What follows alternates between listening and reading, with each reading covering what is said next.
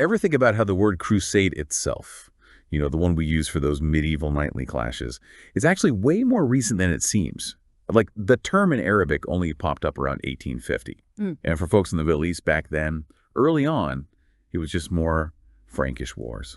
Kind of a weird thought, right? But let's dive deep into this whole story in today's Deep Dive. For sure, for sure. We got our hands on a really interesting piece that poses a provocative question. Were the Crusades a mistake? And our mission here, as always, is to sift through these sources, extract the really important stuff, and bring you a clear and concise view without drowning you in too many details. We want you to finish this conversation with some solid aha moments. Absolutely. And today, our main focus is going to be on the history of the Crusades themselves and the formation of those Crusader kingdoms in Syria and Palestine, the whole Crusade of the Outrimer thing, as it was known back in the day. Our goal isn't to decide if it was right or wrong, after all, judging the past is always messy, but to understand the origins, the initial spark of this whole saga, to grasp the forces at play. Right on. We'll start by looking at the remote causes, like the pilgrimages to Jerusalem, and that idea of a just war that was building against the Saracens. And just to be clear for you, Saracen was this generic term Europeans back then used for Muslims and sometimes other folks from the East. Then we'll move on to the proximate cause, that whole thing about aiding the supposedly suffering Eastern Christians. And get ready, because the way these expeditions evolved is pretty surprising. Okay, to kick off this discussion, let's start with the pilgrimages to Jerusalem. From early Christianity, places like the Nativity Grotto, Calvary, and the Holy Sepulchre held huge importance. And after they found what was believed to be the true cross, it became this super venerated relic. What's fascinating here is that pilgrimage wasn't exactly a biblical commandment. St. Jerome, for example, saw pilgrimage as a demonstration of faith, but not essential for salvation. St. Augustine even warned that it could be harmful if the motivation wasn't pure, and some Greek religious leaders criticized what they saw as religious tourism by certain ladies of the imperial court in the Holy Land. But get this, none of that stopped the tradition of pilgrimages to Palestine from getting stronger. Wow. Neither the fall of the Roman Empire nor the Islamic expansion managed to end this practice. On the contrary, the difficulties of the journey ended up intensifying its spiritual meaning. People would get rid of their possessions, face hardships, even death as part of the journey, kind of like a parallel to the Hebrews' journey to the Promised Land, or even a way of participating in the Passion of Christ. And if we connect this with the idea of penance, from the 7th century onwards, pilgrimages started to be seen as a way of atoning for sins, especially with the rise of those Irish penitential manuals that spread throughout Europe. And despite the church officially not encouraging this view, many people firmly believe that a pilgrimage, particularly to holy places, kind of washed away sins that had already been confessed and forgiven. It was like offering a kind of spiritual shortcut for those who were willing to make the journey. Like a turbocharged spiritual detox. And the first penitent pilgrims we know of were figures like Fremont, a French nobleman back in the 9th century, and then some more famous guys like Robert the Devil and Fulk Nera, who made several trips to the Holy Land to try and make up for their sins. In the 11th century, it even became a punishment for nobles who were disturbing the peace. What's interesting to note is how the situation in the Mediterranean Sea changed over time. From the late 10th century onwards, with the decline of Muslim piracy and the Byzantine navy maintaining some control in the east, traveling by sea became safer. There were even diplomatic agreements between the Fatimids, who controlled Palestine, and the Byzantine Empire for the restoration of Christian shrines. All of this contributed to a steady increase in the number of pilgrims. Picture the scene. Around 1033, marking the millennium of Christ's death, an unbelievable crowd of people from all over Europe and even farther afield set off for Jerusalem. There were poor, rich, kings, counts, women, and many people with the firm intention of dying there to guarantee a place in heaven. And this desire to have a renewed life in the Holy City was reflected in the foundation of several monasteries in Jerusalem during the 11th century. And after the turn of the millennium, instead of decreasing, the flow of pilgrims became more organized. Hostels sprang up along the routes, and in Jerusalem, many of them maintained by religious orders like the Abbey of Cluny. That's when things started to take a slightly different turn. The nobles, when they traveled, took an armed retinue with them, and many humbler folk took advantage of the protection of these caravans. These journeys, in some cases, ended up looking like real military expeditions with hierarchy and everything. Robert of Normandy led hundreds of people, and Bishop Gunther von Domberg maybe thousands. Exactly. That more individual and ascetic pilgrimage was giving way to a more collective effort, with displays of power and sometimes even ostentation. The passage through the East, often via Constantinople, with all its Byzantine wealth and sophistication, awakened in Westerners a desire to compete or at least show off their bravery and military might. And while the poorer pilgrims continued their journey with more suffering, the warriors saw it more as an adventure, an opportunity to gain renown. But this increasing flow of people, some with more possessions, began to attract the attention of thieves and bandits. And then, not infrequently, pilgrims were forced to use weapons to defend themselves, with much less guilt than the clergy would like to admit. It didn't take long for the act of carrying weapons to become almost an integral part of the journey. Which brings us to the second remote cause, the evolution of the idea of just war within Christianity. Initially, Christian doctrine was more inclined towards pacifism, but this view changed over the centuries. St. Augustine, back in the 4th century, began to admit the legitimacy of defensive war and war against heretics as long as all spiritual means had failed. And with the growing promise of heavenly rewards for those who fought for religious causes, the distinction between a just war and a holy war began to blur more and more. In the 9th century, with Rome under constant threat of invasion, the popes began to try and create a sort of army of Christ to defend what they saw as the Christian homeland. Pope John VIII even promised eternal life to those who died in battle against pagans and others considered infidels. And during the 10th and 11th centuries, the Church intensified its efforts to Christianize the military culture of the time, encouraging the protection of the weak and the pursuit of peace through the use of force, with movements like the Peace of God and the Truce of God. If you connect this with the context of the Reconquista in the Iberian Peninsula, with papal support for the French knights who were fighting the Muslims in Spain, you start to realize that the ground was slowly being prepared for larger-scale religious conflicts. Speaking of preparation, we come to what we can call the catalyst or the proximate cause of the Crusades. And this cause was very much linked to a profound ignorance that existed in medieval Europe about the East. 11th century Europe had a very distorted view of both the Byzantine Empire and the Muslim world in general. The cultural gap was huge. The intellectual sophistication of the Byzantine Empire, with figures like Michael Psellos, was light years ahead of the limited knowledge that existed in the West. Very few people in the West spoke Greek, and Byzantine science was often viewed with suspicion, almost as charlatanism. In addition, the relative lack of a tradition of offensive military action on the part of the Byzantines, a people more focused on trade and diplomacy, was interpreted as weakness by those who lived by war. And the Normans, who had had their first encounters and even some successes against the Byzantines in southern Italy, helped to spread this image that the Greeks were cunning, rich, and, in a way, effeminate. This perception of Byzantium as a place of easy riches and military weakness certainly influenced the attitude of the Crusaders later. And the ignorance about the Muslim world was even greater. The accounts of pilgrims were generally superficial, focusing on comparisons with biblical stories rather than describing the political, social, and cultural reality of the time. There was no comparison with the much more detailed knowledge that Muslim geographers had of the region. But the Byzantine Empire was not passive in this story. They had a well-established practice of hiring Western mercenaries, especially Normans, from the beginning of the 11th century, mainly because of internal and external threats, such as the expansion of the Seljuk Turks and various rebellions. Yes, and these Norman mercenaries were often ambitious and did not hesitate to revolt when their interests were not met, whether due to late payment or simply out of a desire for adventure and plunder. However, the Byzantine emperors learned to use this greed to their advantage, especially after the Norman invasions of Greece itself between 1081 and 1085. When the Norman leader Robert Guiscard had to return to Italy, many of his lieutenants deserted to the Byzantine side, attracted by better pay and opportunities. So the Byzantine Empire already had some experience in dealing with the hiring of Western warriors. And it was during the reign of Michael the Seleucus that the idea arose to ask the Pope to encourage Western knights to fight in the service of the Byzantine Empire against the Seljuk Turks, who posed a growing threat.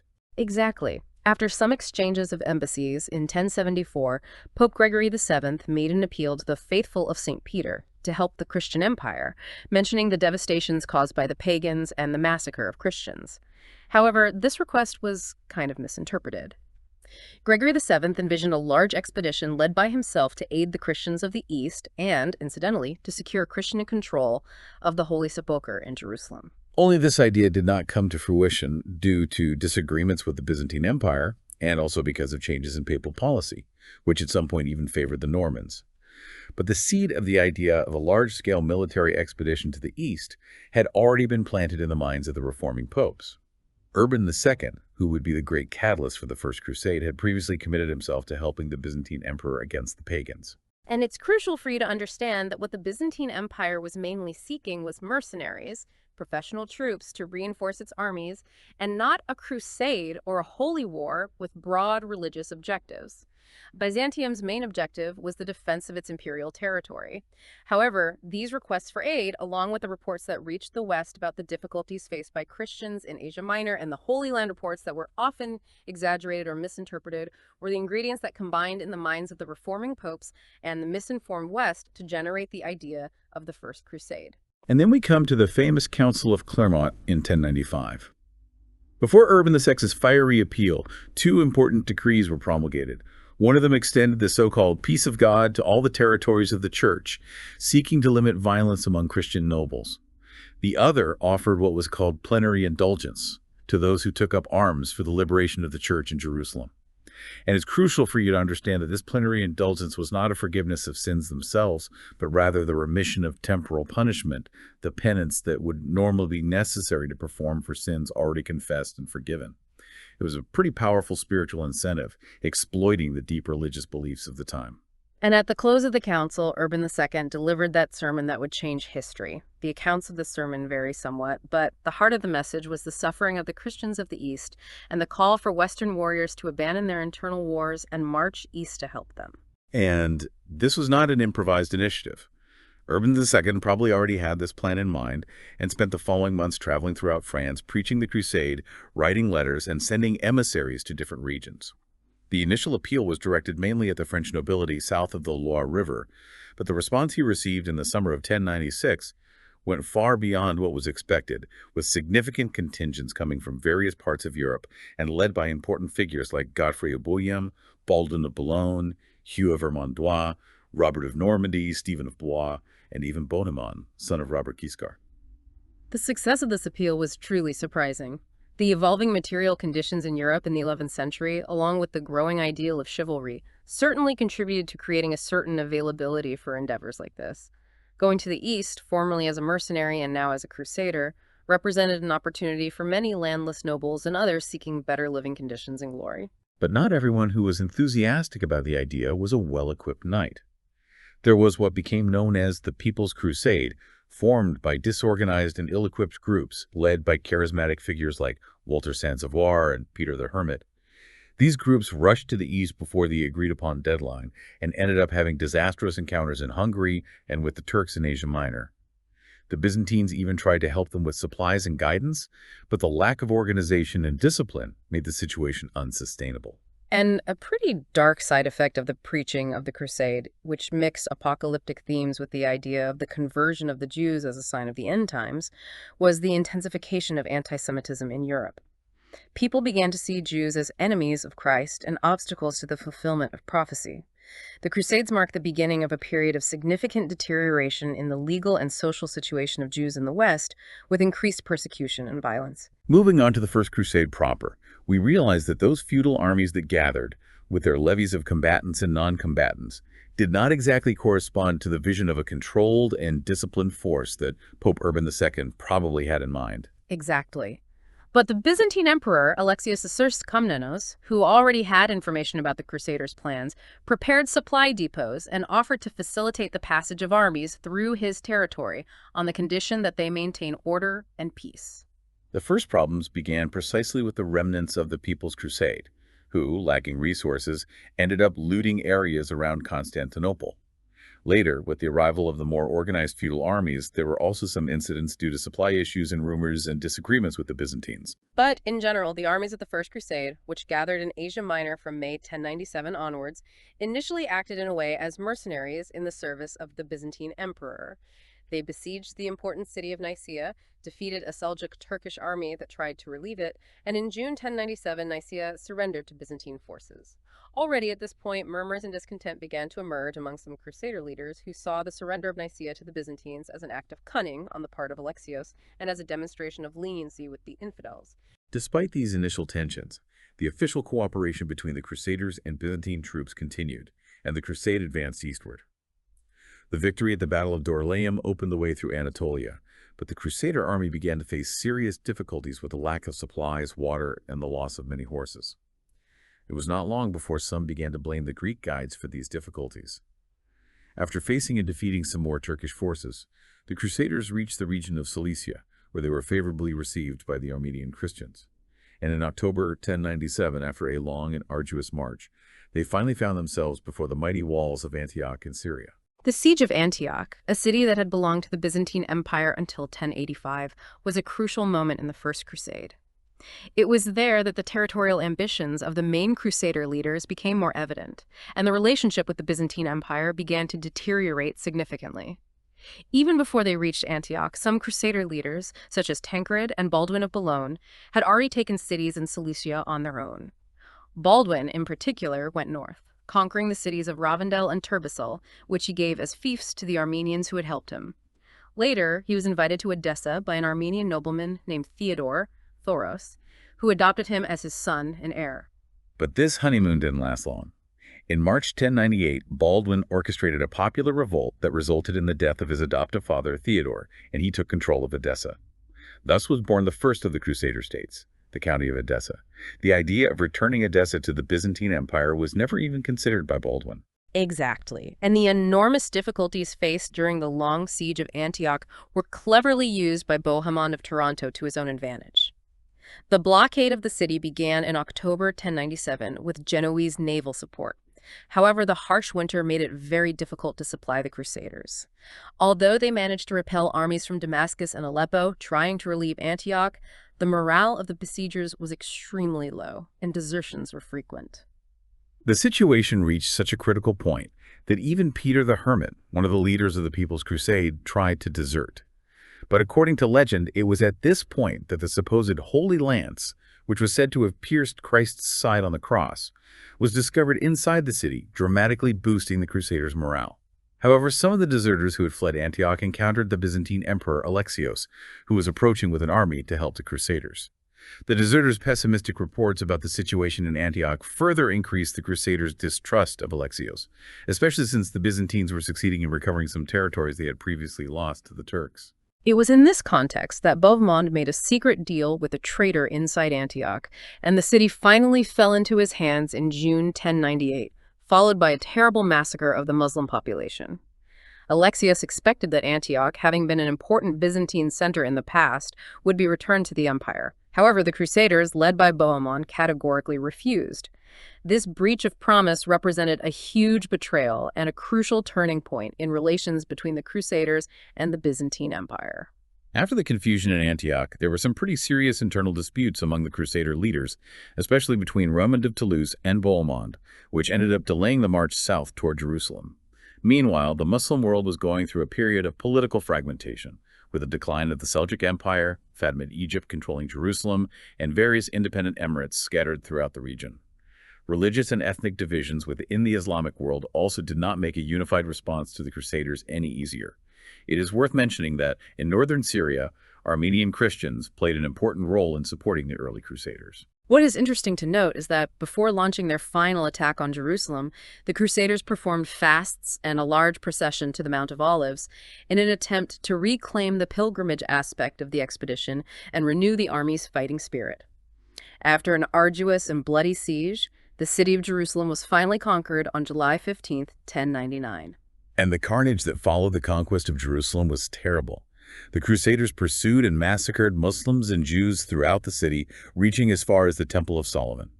After the victory, Godfrey of Bouillon was elected the first Latin ruler of Jerusalem, but he refused the title of king, preferring to be called Advocate of the Holy Sepulchre, in an attempt to preserve the Church's claims to the Holy City.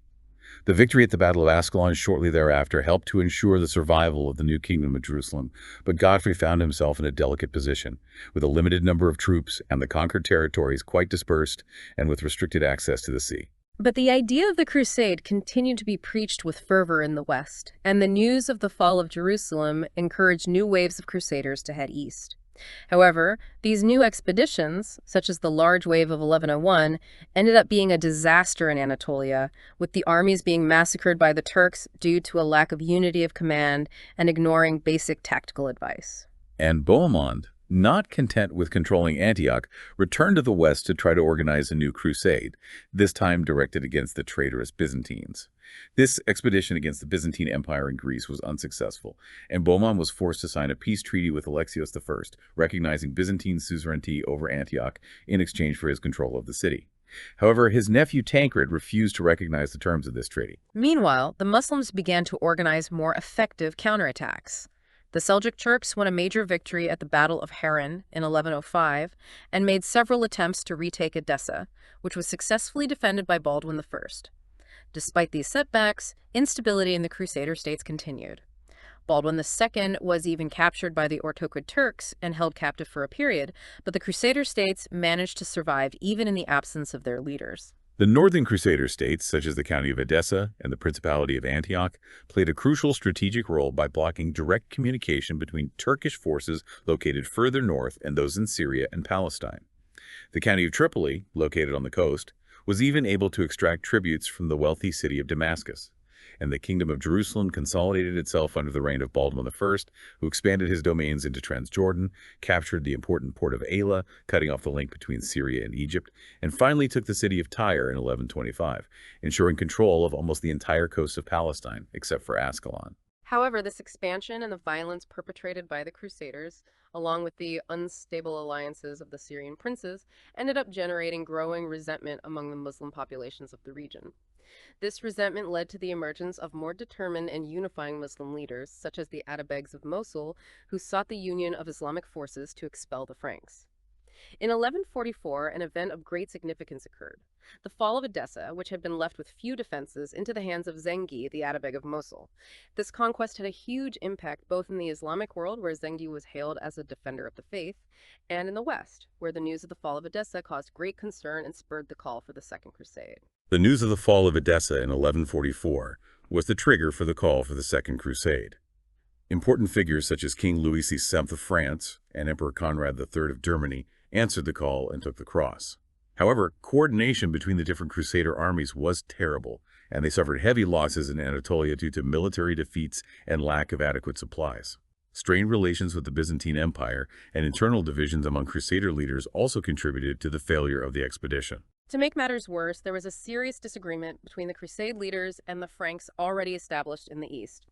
Louis VII refused to participate in an attack on the important city of Aleppo, preferring to go to Jerusalem with Conrad III. This prioritization of pilgrimage over the strategic defense needs of the Latin states of the East demonstrated a lack of understanding of the geopolitical situation in the region. The result was an ill-fated expedition against Damascus, a city that could have become an ally against the growing power of Nur ad-Din, Zengi's successor. The siege of Damascus was poorly planned and quickly abandoned with the approach of Nur ad-Din's forces. The failure of the Second Crusade further strengthened the Muslims' position in the region. After the Second Crusade fiasco, Byzantine influence in the Levant had a last gasp under Emperor Manuel Comnenus. But soon the figure of Saladin emerged in Egypt, who quickly consolidated his power and began to encircle the Crusader states. In 1187, the fateful Battle of Hattin took place, a disastrous confrontation for the Crusaders, who suffered heavy losses, including the capture of key figures like King Guy of Lusignan. Saladin took advantage of the victory to capture Jerusalem shortly afterwards. Curiously, Saladin's treatment of the inhabitants of Jerusalem was remarkably more humane compared to the massacre that followed the Crusader conquest in 1099. Saladin rode the wave of victories and quickly conquered several important coastal fortresses. However, he failed to take the city of Tyre, which was bravely defended by Conrad of Montferrat. By 1188, the territories controlled by the Crusaders were reduced to Tyre, Beaufort, and in the north, Tripoli, Crac de Chevalier, Antioch, and Marga. And so we come to the Third Crusade, a desperate attempt to reverse this catastrophic situation. The news of the fall of Jerusalem deeply shocked the West, and the King of Sicily sent crucial naval support to the last Crusader strongholds. In 1189, Guy of Lusignan, the deposed King of Jerusalem, began the siege of the important port city of Acre. Three of the most powerful sovereigns of Western Europe, Emperor Frederick Barbarossa of the Holy Roman Empire, King Philip II, Augustus of France, and King Richard the Lionheart of England, took the cross and committed to leading their armies to the Holy Land. However, Frederick's army suffered heavy casualties and dispersed during the crossing of Anatolia with the death of the emperor. Philip Augustus and Richard the Lionheart arrived in the east with their armies only in 1191, after a long delay. Richard stood out for his military leadership, conquering the island of Cyprus and playing a key role in the capture of Acre, which surrendered to the Crusaders in July 1191. He also won important victories against Saladin's forces, such as the Battle of Arsuf. Despite the efforts of Richard the Lionheart and his victories on the battlefield, he failed to retake the city of Jerusalem. There were 2 attempts to march on the Holy City, but both were aborted due to concerns about supply lines and the strength of Saladin's army. However, throughout the crusade, there were ongoing negotiations between Richard and Saladin, facilitated by the difficulties Saladin also faced in maintaining the cohesion of his own forces. In 1192, a truce was finally signed for a period of 3 years. Under the terms of the truce, Ascalon returned to Saladin's control, but the Franks retained control of a coastal strip extending from Tyre to Jaffa, guaranteeing Christian pilgrims access to the holy places in Jerusalem, although the city itself remained under Muslim rule. What's interesting about the Third Crusade is that it marked a gradual shift in Crusader objectives. While the liberation of Jerusalem continued to be an important ideal for many, there began to be a greater focus on more pragmatic, political, and strategic goals, such as maintaining a Christian presence in the region and ensuring the security of pilgrimage routes.